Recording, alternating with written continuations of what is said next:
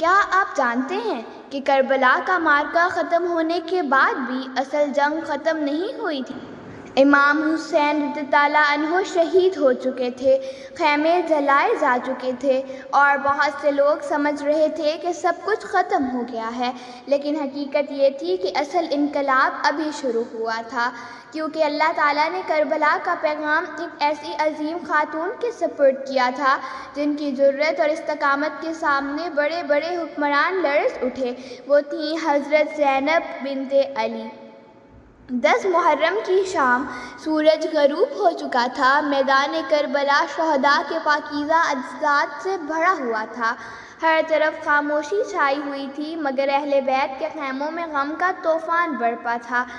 بچے اپنے والدوں کو ڈھونڈ رہے تھے، بیٹیاں اپنے بھائیوں کو پکار رہی تھیں، مائیں اپنے جوان بیٹوں پر رو رہی تھیں، اور ان سب کے درمیان حضرت زینب صبر و استقامت کا پہاڑ بن کر کھڑی تھیں۔ سوچئے، ایک ہی دن میں ان کے بھائی، بھتیجے اور خاندان کے تقریباً تمام مرد شہید ہو چکے تھے، مگر وہ ٹوٹی نہیں، کیونکہ اب ان کے کندھوں پر کربلا کے پیغام کو محفوظ رکھنے کی ذمہ داری تھی۔ اگلے دن اہل بیت کو قیدی بنا لیا گیا، لوہے کی زنجیریں، طویل سفر، بھوک پیاس اور بے شمار مصیبتیں ان کا مقدر بن گئیں۔ شہداء کے سروں کو نیزوں پر بلند کیا گیا، جو تاریخ کے سب سے دردناک مناظر میں سے ایک تھا۔ جب قافلہ کوفہ پہنچا تو لوگ سڑکوں پر جمع تھے، بہت سے لوگ رو رہے تھے، کیونکہ اب انہیں احساس ہو رہا تھا کہ انہوں نے کس ہستی کے ساتھ بے وفائی کی ہے۔ حضرت زینب کھڑی ہوئیں اور ایسا خطبہ دیا کہ پورا مجمع خاموش ہو گیا۔ آپ نے فرمایا، اے اہل کوفہ، تم روتے کیوں ہو؟ تمہارے آنسو کبھی خشک نہ ہوں۔ تم نے خود ہمیں بلایا اور پھر خود ہی ہمیں یہ بے یار و مددگار چھوڑ دیا۔ یہ الفاظ تیر بن کر لوگوں کے دلوں میں اتر گئے، لوگ زار و قطار رونے لگے، اپنے اعمال پر نادم ہوئے اور اپنے آپ کو ملامت کرنے لگے۔ یہی وہ لمحہ تھا جب یزید کی سیاسی فتح کمزور پڑنا شروع ہو گئی۔ اس کے بعد قافلہ دمشق لے جایا گیا۔ یزید اپنے محل میں بیٹھا یہ سمجھ رہا تھا کہ وہ کامیاب ہو چکا ہے اور تاریخ اس کے حق میں لکھی جائے گی، مگر وہ نہیں جانتا تھا کہ اللہ کی ایک بندی اس کے تمام غرور کو خاک میں ملا دے گی۔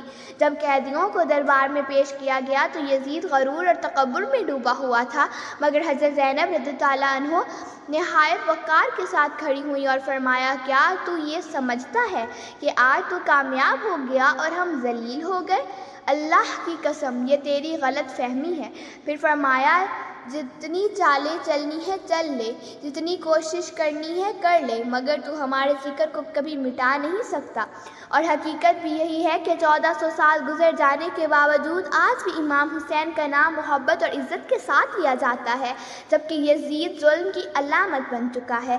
اس سفر میں ایک اور عظیم ہستی بھی موجود تھی، حضرت امام زین العابدین۔ بیماری کی وجہ سے وہ میدان جنگ میں شریک نہ ہو سکے، مگر اللہ تعالیٰ نے انہیں محفوظ رکھا تاکہ اہل بیت کی نسل انہی کے ذریعے آگے بڑھے۔ یزید کی اصل شکست کربلا کے میدان میں نہیں ہوئی، بلکہ اس دن ہوئی جب لوگوں پر حقیقت آشکار ہوئی اور امت نے پہچان لیا کہ حق کس کے ساتھ تھا۔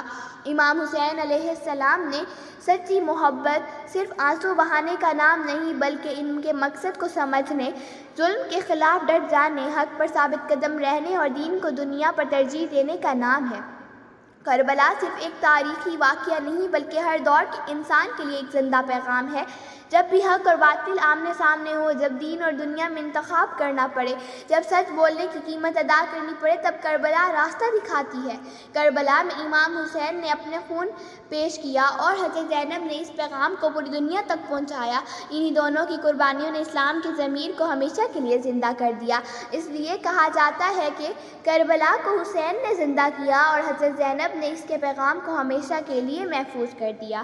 اللہ تعالیٰ ہمیں اہل بیت اطہار کی سچی محبت، ان کے اخلاق، صبر، استقامت اور قربانیوں سے سبق حاصل کرنے کی توفیق عطا فرمائے۔ آمین یا رب العالمین۔